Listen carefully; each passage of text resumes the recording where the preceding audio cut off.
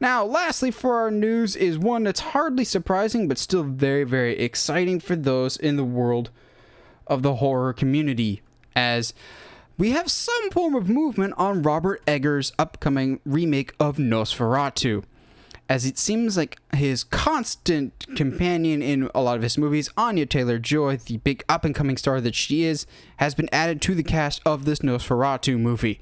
Now, I don't believe we have any other cast at this time, but you cast Anya Taylor Joy in anything, and I'm there. You cast her in a Robert Eggers movie, I'm even more there.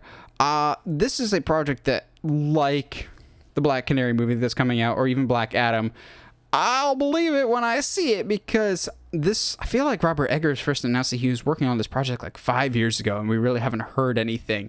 That being said, I think there is no one better to tackle Nosferatu right now than Robert Eggers. I absolutely love his movies. I like The Witch quite a bit.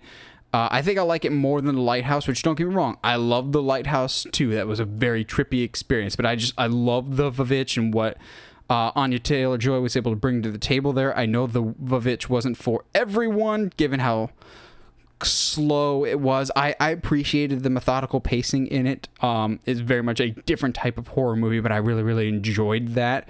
But one can never deny with Robert Eggers' movies how much attention to detail he puts in. I always just love, even more so the narratives in his movies, it's just the overall atmosphere. He makes you feel like you are living and breathing in the worlds that he is creating. The magical thing about The Witch, for those that haven't caught on, the magical thing about The Witch is you feel like you're in early colonial America.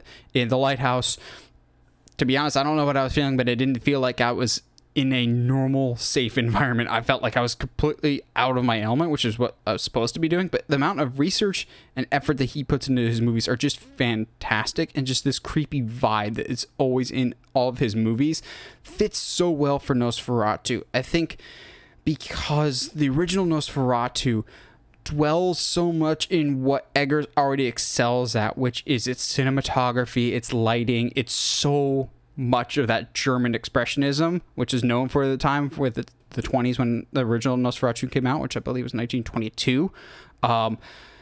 It's so contrasty with its brights and very dark shadows, and that already to me feels like Eggers. Like, I could see The Lighthouse fitting very, very well as a companion piece to Nosferatu, not in terms of thematic elements or even the narrative, but in terms of overall visual style. The Lighthouse feels very much like a throwback movie. Nosferatu, I believe the last time we got one was the Gus Van Sant one from the 70s, I believe. We have not had a Nosferatu movie in a very, very long time, primarily because we focused on, actual Dracula, because Nosferatu is a whole complicated issue of it's basically Dracula without the copyright. I think Robert Eggers is absolutely the perfect guy for the job for this. I feel like he's got another project, though, before this comes out, so I'm not sure where we stand on that. This could be a long way off. This could be next year or two. Nice thing with horror movies is they don't take nearly as long to make as like an Avengers type movie. I just want to see the visual aesthetics that Robert Eggers will bring to a Nosferatu movie. I've wanted Robert Eggers to do a classic Universal monster movie forever, just because the look and the tone that he brings. He has those dark shadows. He likes that old school aesthetic that just screams Gothic, and that's what Nosferatu is. It's what I want from my horror. I love the Gothic aesthetic. That's why I love Sleepy Hollow so much. I'm very much amped for this. Granted, we don't know if this project is ever actually happening, but if it does, consider me super, super on board. And Anya Taylor Joy, absolutely. Now the question is, what do we think she could potentially be playing? Some people have already suggested maybe she herself could be Nosferatu. I think that could be a really interesting spin of having a female Nosferatu, a younger version.